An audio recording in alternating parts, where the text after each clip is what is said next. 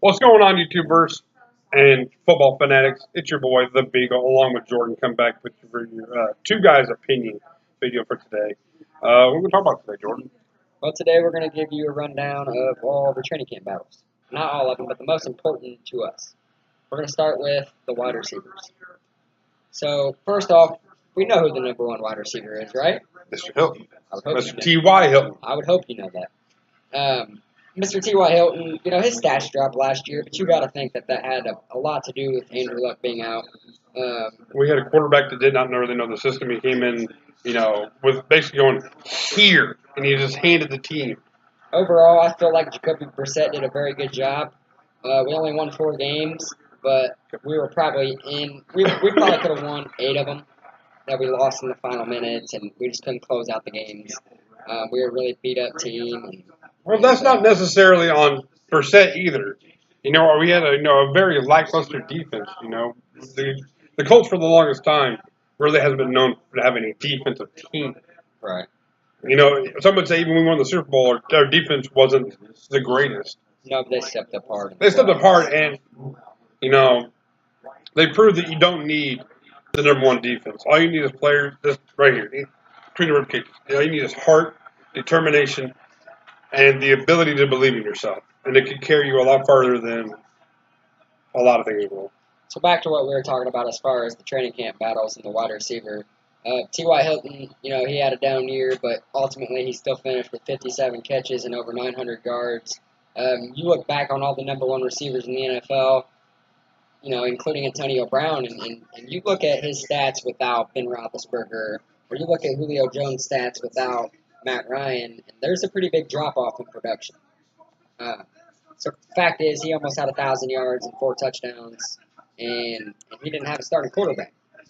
Second of all, a guy that I'm very fond of, didn't have a lot of play time, was kind of beat up last year, Chester Rogers. Last year, he only got to play in a handful of games, but he had 23 receptions, 284 yards. Personally, I think Chester Rogers has a very bright future. Next on the rundown, we got Ryan Grant, a free agent pickup from the Washington Redskins. Kind of had his career year. He went to sign somewhere else, and he failed a physical, and he ended up in Indy. We're excited about that, and the farther training camp goes along, the more we'll see what his playtime will look like. Another couple guys we got to look at, Deon Cain. Deon Cain was an excellent wide receiver from the University of Clemson. We actually got him in the bottom of the 6th round. So I know what you're thinking. We got a receiver in the 6th round? How good can he really be? Well, just let me tell you. When he was at Clemson, and he had a quarterback that you all know as a division rival quarterback, Deshaun Watson, the Houston Texans quarterback. When he was there at Clemson, Deon Cain's stats were through the roof. His average was over 17 yards per reception. He was really having himself a good year.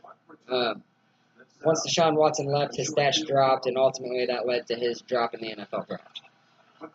Next, we got Reese Fountain. He's a Division II prospect from Northern Iowa, round 5, 159. He's a very good wide receiver, got some strength, and we're looking very forward to seeing what he can bring to our table. I'm actually looking forward to it. I didn't think there was. I thought there'd be more people on the pup list. Yeah. Coming out than I actually was. Of course, Marlon Mack had off-season surgery. Was it torn labrum? The shoulder. Shoulder. So he's gonna wear a brace, but he's gonna have no limitations during training camp, which is always great news to hear. Another big one would be Malik Hooker. Yes. Malik Hooker had 3 interceptions and 7 starts, and he was looking as good as advertised. Of course, his season was cut short due to an ACL in a Week 7 game. Wasn't it MCL too? He tore 2 ligaments in his knee. Right, and his season was torn, kept short by pretty much a cheap shot by the Jacksonville Jaguars. You know about the cheap shots on you? Yeah, I sure do. One thing is General Manager Chris Ballard, a guy that I have a lot of faith in, and he seems to just always make the right move. He talks like Hooker. He's going to be back within, the first half of the season, and there's a chance that maybe he could even get in a couple final preseason games. So a little backstory. Just a little side note, to get off topic for a second. You know, Always going off topic. well, this is actually talking to you, so just let me talk and just sit there, look pretty. A little backstory, just to kind of illustrate the grit and determination it takes to be a football player. This kid right here played a half a season with broken ribs that he didn't even realize was broken. We won't talk about how or why the mystery push off the mattress into the wall that initially initiated the broken ribs, but in a championship game, I watched him rip off he got his finger broke, and he ripped off the splint and threw it away because it was bugging him. He'd rather play with he couldn't get a grip on the field. So the grit and determination, people say, why did that player play hurt? It's because he's making a lot of money. It's not really. If you're in the NFL, it's not for the money. I mean, the money is a great benefit and a side benefit, but it's because you love the game. Any great player has to have a passion for the game. You name me one person in history of anything making money and say they do it for the money is lying to you.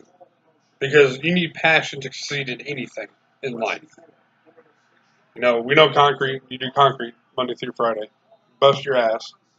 But you got a passion for what you do. You wouldn't be there if you did. Okay, well, maybe not a full passion. But when you get done with the job, you like to say, damn, I created that from nothing. Right. So, if you see a player and wonder why he's playing because he's hurt, it's just because he wants to be out there. Andrew Luck stated in the offseason. Speaking of playing injured, lacerated kidney was all-star quarterback. Between 2012 and 2014, he was untouchable. We're not going to stop him. Week 3 of 2015, he injured that shoulder against the Tennessee Titans. And from the very beginning, we knew something was not right. He has such a passion for the game and not to let his teammates down that he continued to play through that shoulder injury and eventually ended up getting a lacerated kidney and missing the rest of the season. 2016 rolled around, and we didn't really have a great year. We went 8-8, and a lot of things started to fall apart towards the end of the Chuck Pagano era. 2017 rolled around, you guys know how that happened. 2016, Luck only played 15 games, but he had pretty much a career year, and that was injured with a bad shoulder. He still had a career year. So 2017 rolls around, he does not play a single game, and we were watching with intense passion, just waiting to see him come back. Once we found out in October that they were going to shut him down and he had soreness, it kind of shot the hopes of Colts fans as far as winning. And rather than focusing on that, we started focusing on our following draft. So back to what I was saying, with Andrew Luck, he said in an interview that he didn't feel like part of the team, being stuck on the sidelines. He was there. He was coaching percent the best he could. He was helping his players out the best he could. So without being in uniform out there throwing the ball, he felt like he wasn't a part of the team, especially when you went overseas to do some rehabbing for his neck and being away from the team and all that. He knew in the back of his mind he had to do what he had to do to get back on the field, and to prove everybody wrong that said he wouldn't be there. Which I'm happy to report the PUP list came out and he is not on it. He has no limitations when it comes to training camp. He's not going to throw 7 days a week. Well, no. They're still going to go slow with it. Right. They don't want it to take a chance. They don't want another setback. So I know the last time they let him kind of just go and say, hey, you're free to throw how you want, and after 1-2 days, he had soreness. They're like, no, we're going to cut it back. He admitted not very long ago that after some of those throwing sessions that he did have in October, he could barely move his arm.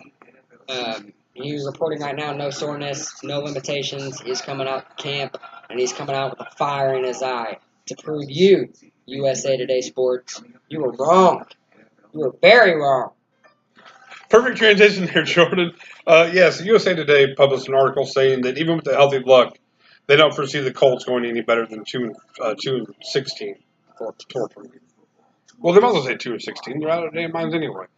They don't know. I mean, this just proves back to when we said in the intro video that we just uploaded. You cannot be a part of the organization, be in that locker room, be the person, and act and determine how they're going to play and how they're going to perform. One thing that you can't measure that has honestly killed people's drafts, you cannot measure how much a guy wants it, how bad they want it. And I'm telling you, Andrew Luck wants it.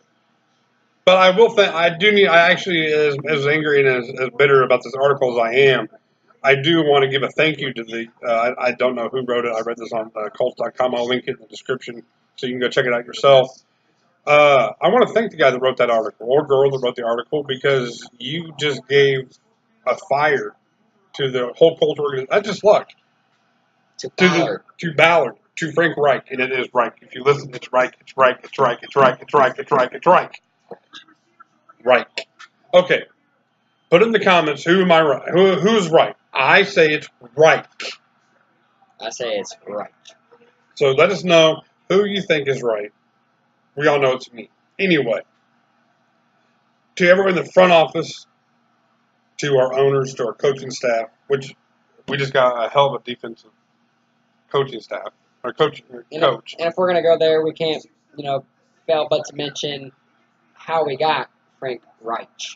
Well, you all know, any Colts fan knows, we were going after Mr. Josh McDaniels from the New England Patriots. Part of me feels like that was a setup from the gate, and can't do that on video. Dude, you gotta have like something in your ears. I was totally setting you up for something, and you just went on talking about your own thing. Just killed the video. No, I didn't kill the video. What I want you to do is, before you get into this whole rant, talk about how we have one of the greatest defensive ends coaching our defense this year. How Mr. Robert Mathis has decided to join it. This just shows you how well and how awesome an organization like the Colts are. When we have players that retire and leave, they don't want to leave. They just stay. Not being paid. Reggie Wayne. They just stay and help and find the Colts like, if you're going to be here, we might as well pay you. I actually think they call Mathis a volunteer coach. I don't think they're ready to actually pay him yet. He's currently being paid, and he is a pass rush specialist. Okay. Now that we got that out, and we figured out that he just has a bunch of air between his ears. Yeah, so what were you saying about... I don't know, you cut me off. About Mr. McDaniels? And the ballless wonder that he is? Mr. McDaniels. Your typical Benedict Arnold. Well, he had agreed to sign to become the new head coach.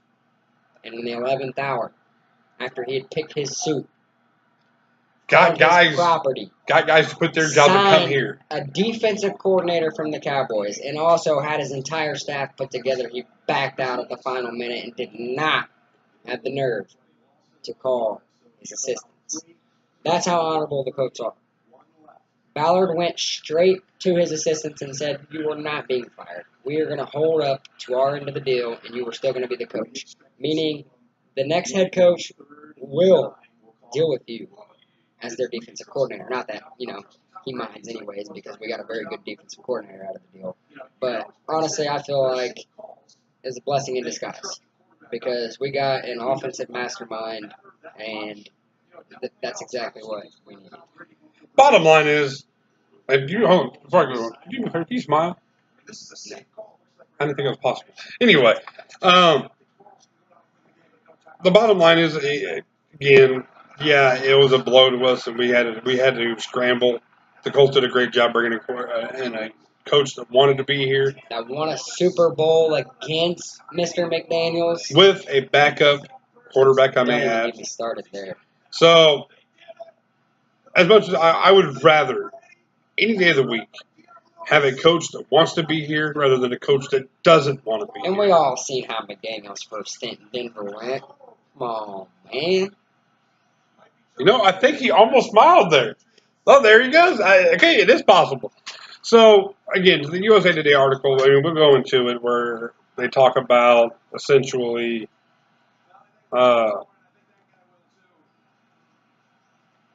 bring it up here. Well, while I'm looking it up, we want to say what Dan Orlovsky said about Andrew Luck.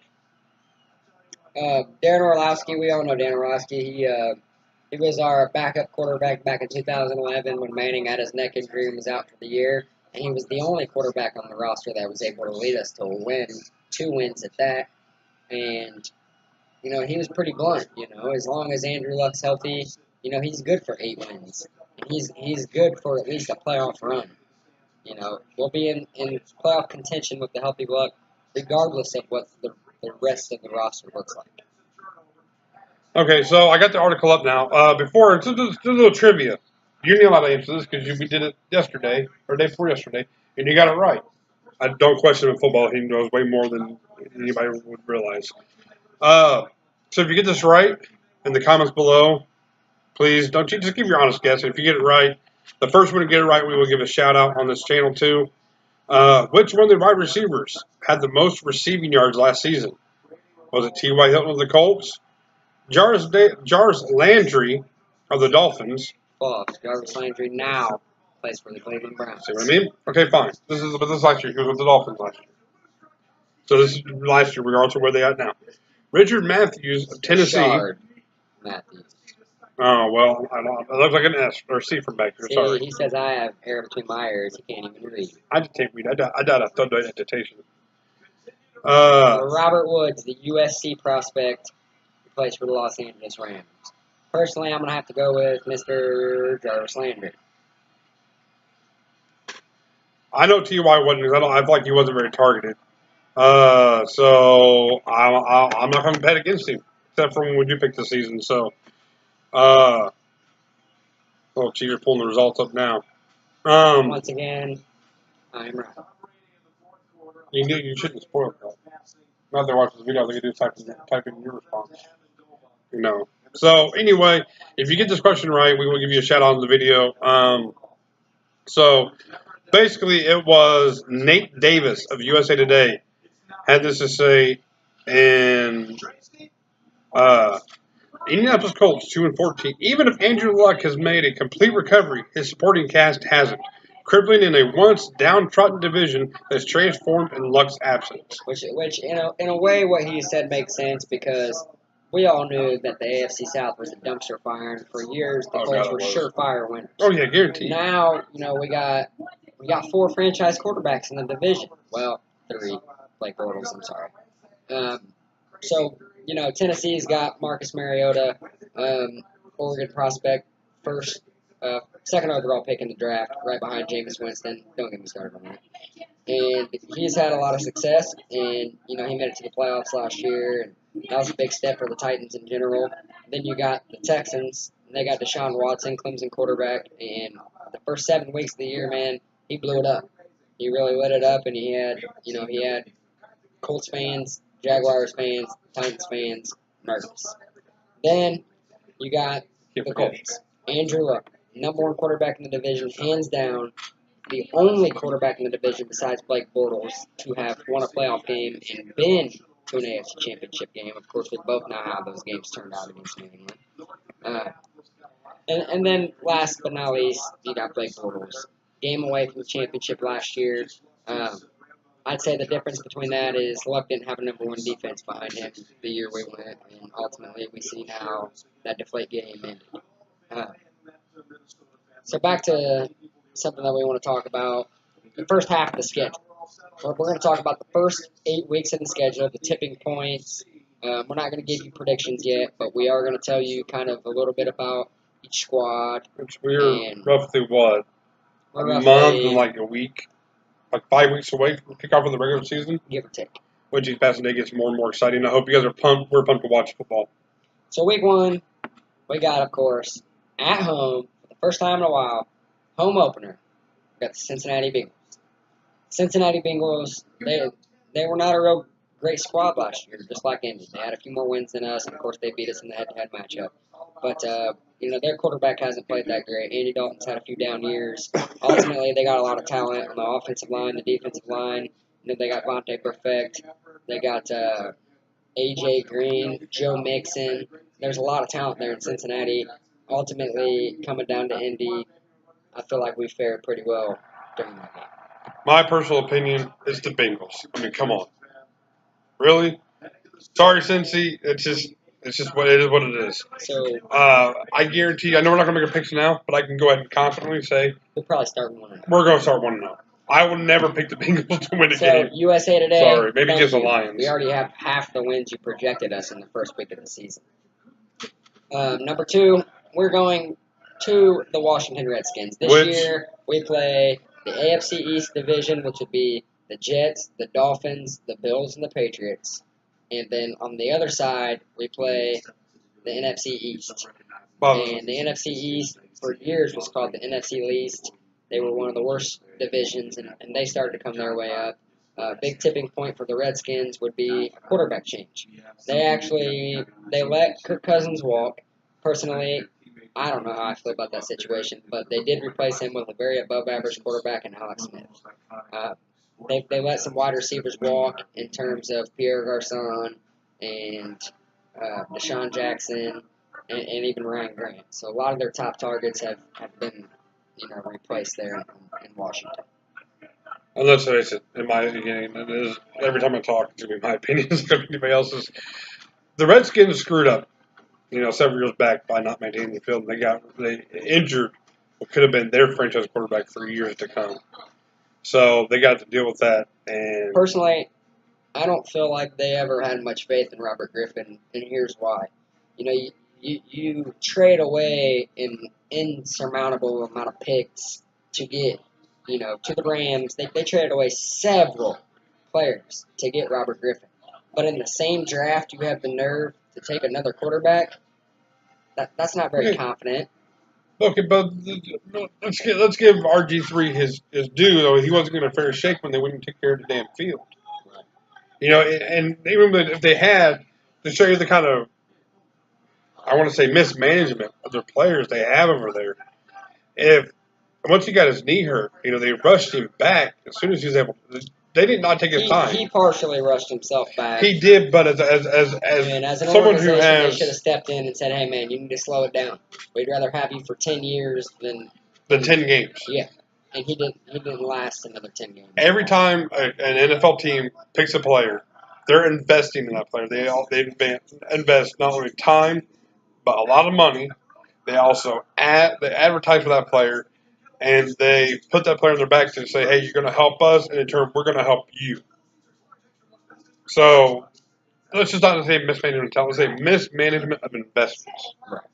So week 3, another game on the road, back to back. Another tipping point I want to say is that in the first 8 games of the regular season, the Colts will leave Indianapolis 5 times.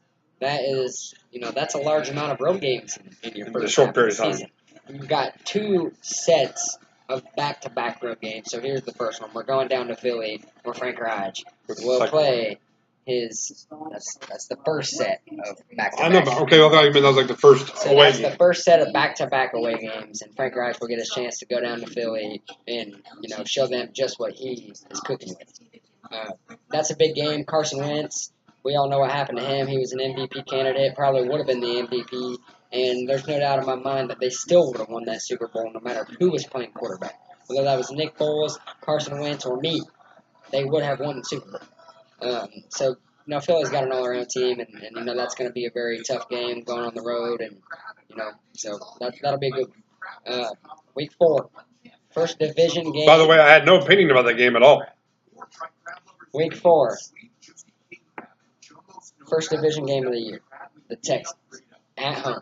Sean Watson, Davion Clowney, J.J. Watt coming back. DeAndre Hopkins. That's a very big game. That's first division games. We all know that each division games count as 2. Can I say something real quick? Sure. Come back up to Philly for 1 second. I want to give a shout out, and I want to actually give tremendous props to Nick Foles. Because, we all seen what he did. Remain confident, poised. What he said about, setting out. A lot of people win the Super Bowl say, no, I want all this money that everybody gets when they win the Super Bowl. No, I want all this, I want all that. And he said, you know what? I am only the backup. I was brought in as a backup. I have no problem sitting on the bench and letting Carson Wentz? Is it Carson? Come on, man. Hey, man, I don't. First names kind of throw me for a little bit. Is it all right? Carson Wentz. Okay. See? Give me crap for something I was right on.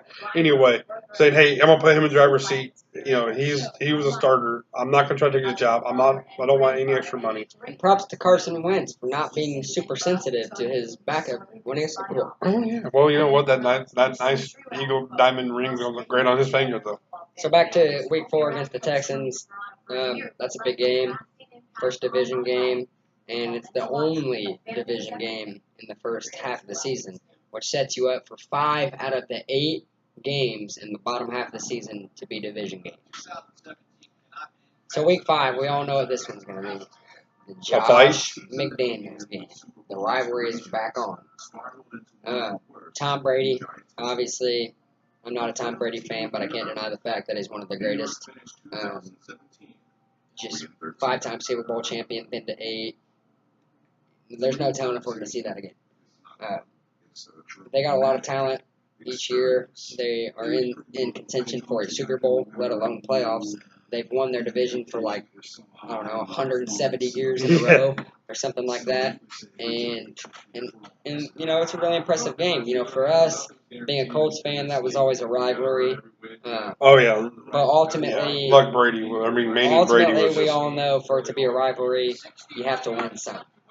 And in the luck era, we've had absolutely no luck against New England.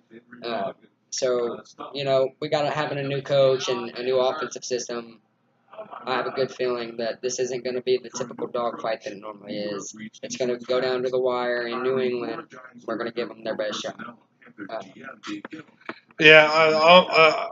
I'm not a Patriot fan whatsoever. Not many Colts fans are. I do respect Tom Brady, for the main thing being picked 199th overall when he came in the league. And you look at Robert Kraft as the best decision he made for this franchise. In my opinion, that takes a lot of balls to say. Of course, Peyton basically said the same thing when he came in. If you don't draft me, I'll kick your ass for the next 10 years. 15. Okay, well, I'm doing an exact quote here. I'm paraphrasing. So, again, the Patriots, it's going to be a hard-fought game. I'm really looking forward to it. If a lot of our players come back on defense that we should be getting back. That's our only night game as well, just so you guys know. We were robbed of primetime games this year, and that's okay. So, I'm not ready to make a prediction for who's going to win that game because I haven't yet seen the full rosters come down to.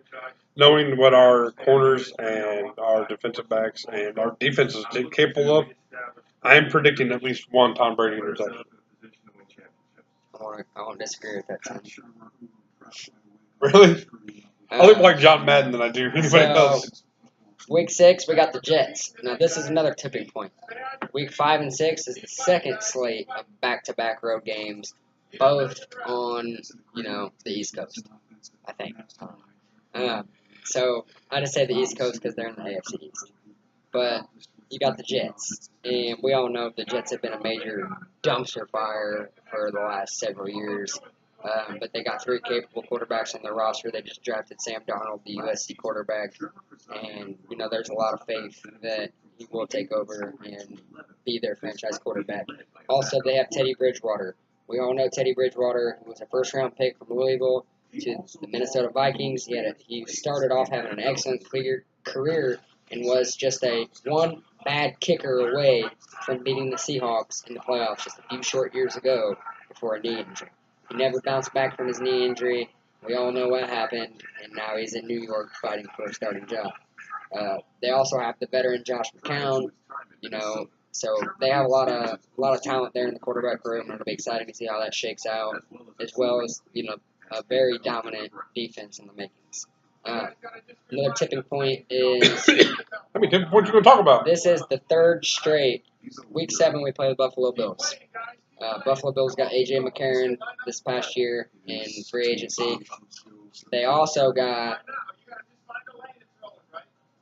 It's the Bills. Josh Allen. It's the Bills. From Wyoming. He's a top-notch prospect. Obviously, we know all of these guys can't turn into franchise quarterbacks. We've seen how it shakes out over the years. Your greatest one being, Manning and Leaf. They're not. Oftentimes, the first quarterback drafted is not the best quarterback in that draft. So you got the Bills, and that's 3 straight AFC East games at once against that division. So some of this game we're just going to talk about. I'm just going to say that it's the Bills. Come on, don't ever pick the Bills to win. Jesus. Well, considering they were a playoff team last year, Josh, maybe you should take a step back on that. Odds are my favor. I'm picking against them. So the final game until we're at midseason would be at the Oakland Raiders. Of course, the one thing about the NFL is, from year to year, you view players differently. 2 years ago, if you were to say, who's the best two quarterbacks, under the age 25, you were going to say Dak Prescott from the Dallas Cowboys and Mr. Derek Carr from the Oakland Raiders. Of course, we know how last season turned out for both of those guys, and currently this year, you probably wouldn't put those two guys on your list. But we all know that John Gruden's back, and he can do some things with that roster. As bad as upset as I am that we can get him as a coach, I am actually looking forward to seeing what Gruden can do. Hopefully, he can turn around. I would like to see the Raiders finally make the playoffs. For those of you that don't know how everything went back in the day, he was actually the coach of the Oakland Raiders, and they traded him to the Tampa Bay Buccaneers. After the Tampa Bay Buccaneers had just fired Tony Dungy, we all know the great Tony Dungy then came to Indy and led us to a Super Bowl. The very following year after they traded John Gruden took those Buccaneers to the Super Bowl and beat those Raiders. So a very funny point is he put a no trade clause in his new contract. Cannot trade him. I just thought of something, and actually just hit me. And I'm gonna make this on our video so we have proof of it. We're going to do predictions week to week for every NFL. For every NFL game. We're going to keep track of those predictions. Yes, regardless if it's blackout, not on TV, whatever. Between me and him, there's not a game we're not going to be able to see. At the end, I think the winner gets to get a Colts tattoo paid for by the loser. Right on my forehead. No, we're not. I'm not getting that horseshoe tattoo on my forehead. Oh, I love a horseshoe tattoo on my forehead. Does that sound like a good deal? Sounds like a deal. Anyways, she's like a girl. Back to another thing that we were going to talk about. The last and final subject of our training camp battle is going to be our offensive line. We've already kind of speaked a little bit on the offensive line in the intro, and honestly, our offensive line has been the worst offensive line in the NFL for probably 3 to 5 years. After a lot of reworking, starting off with drafting 2016 first-round pick center Ryan Kelly from Alabama. Hold on. Before getting to Ryan Kelly, I just want to stop. Last time I interrupt you. Just kidding. This video is going a little long. We will try to make videos a little shorter. I know that. Feel free to take as many times as you need to finish it. Yeah, if you watch it 12 times, watch it 9 times. Watch it 47 times. But our first video, we got a lot of stuff to get over on the slip there.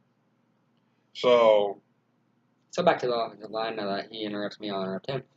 We got Ryan Kelly, 2016 first-round pick from Alabama. That was actually the final pick of horrible general manager Ryan Grigson's tenure with the Colts. He finally made a good pick besides Andrew Luck, and then he got canned. So Ryan Kelly has turned out to be an excellent player. And last year he had a bad year, a little beat up, but still played in the majority of the games. And we're hopeful that he's back and 100% this year. Starting from left tackle, we all know we got the consistent and reliable Anthony Costanzo, first-round pick. I think back in 2011. Correct me if I'm wrong. He's going to start at left tackle unless injury strikes. Our left guard, Quentin Nelson. That is a guy that I am extremely excited about. How can you get excited about a lineman? Well, how about click off this video when it's over, type in Quentin Nelson Notre Dame, and it doesn't matter what team you like, you will be a Nelson fan. So he's going to be an All-Pro. As long as injuries don't strike, he's going to be an All-Pro, going to be a Pro Bowler, and he's going to be an anchor for our offensive line for years to come. Then of course you got center Ryan Kelly. At right tackle, we drafted another offensive lineman in the second round of the 2018 draft, and that was Braden Smith. He is from the University of Auburn. Big guy, dropped in the draft, just due to the overall depth of linemen in this past year's draft. Right guard, we got a free agent from the San Diego Chargers, Matt Slauson. He's a veteran. He's not a guy that's going to come in and be an All-Pro for years to come, but he's definitely a guy that can come in and add solid depth. And Also we got a lot of young guys that got to play last year, because injury did strike our offensive line, and our offensive line was to the point last year that we were picking people up off the street, and they were playing the following week. So pretty much every single offensive lineman on our roster has NFL experience, and they've played in games. So our offensive line probably went from the bottom of the pack to a top 10 offensive line.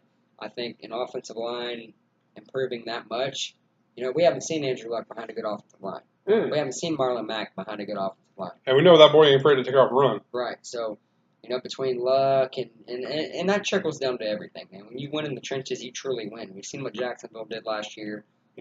Saxonville. Yeah, if you can't get through to our quarterback, that's any quarterback in the NFL. If a quarterback sits back there and they're not being pressured, they're going to straight pick you apart. There's a reason they're in the NFL, and they'll pick you apart. Well, especially the top tier parts. I mean, one of Tom Brady's, as much as I don't like the guy, what he does is he don't beat you with a lot of long passes. It's little dink and dunk 2, 3, 4 yard passes. And that sets up the big passes. Yeah, and lets his receivers pretty much do all the work. He has, I believe, one of the fastest releases if not the fastest in the NFL. Which is why we were excited when Brissett came in, because he did learn a little bit from Brady coming over. So I think Brissett he's gonna make a lot of leadership. He's gonna make a great backup, and, of course. To be honest, I don't look at Jacoby Brissett as a backup. I look at him as a starting quarterback that's just happening to sit behind a better starting quarterback. Yes, I mean, okay, yeah. If he didn't know the program coming in and he knew the playbook, there's a reason people were trying to trade for him this past offseason. He would have done a lot better. But 3 words on this whole thing, the whole offensive line boils down to 3 words: protect Andrew Luck. You keep him upright. You give him time. I don't see us offensively losing a game. He will destroy you. And my feelings, I'm not screw that up. My feelings of Jacoby Brissett. I know when it comes to watching football, like many fans, I have a lot of bipolar issues. Things start going wrong, I'll start throwing stuff, I'll start cursing, I'll start screaming. And I did that a lot to Brissett unjustifiably throughout the season. I know. And a lot of quarterbacks, if your main quarterback goes down, your back comes in.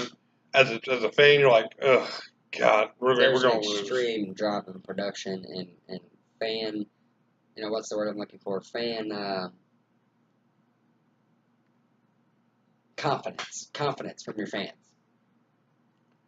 So, if God forbid, something happens, we're both very confident. On the starting position, we're amazing. I wouldn't want any other quarterback right now under center than Luck. Backup, I would not want anybody else to Brissett. He proved himself last year, and which each passing day in the offseason, learning, and especially getting more tutelage under Luck, and then from the offensive coordinators and from everybody, that if something happens and he has to get put in the game, I won't be worried. I won't ever look and say, oh, we're going to lose this game. It's like having Luck 2.0 back there. That's how you need to look at it. So, anything else you want to add? Ultimately, we gave you down the whole rundown. Okay, so again, we like to hear from you. So leave us a comment, good, bad, indifferent. I don't know when I'm gonna put this video up. I might just put it up today, just so we get another video on the channel. But we want to hear from you. What is the? We're gonna pick one. You pick it this time. I did the last one because I was reading the websites on there. Throw out a question. If whoever gets it right, the first one we see in the comments gets it right, we will give a shout out on the video. I'll get my phone. It's right over there. The question I'm going to throw at you guys is, hold on, no. Oh, let's work on it. Which NFL receiver, not named Antonio Brown, had the most receiving yards in the NFL in 2017? Hit us up. Let us know, and we will give you a shout. Until then, I'm the Beagle. That's Jordan, and we will see you next time. Two guys' opinion.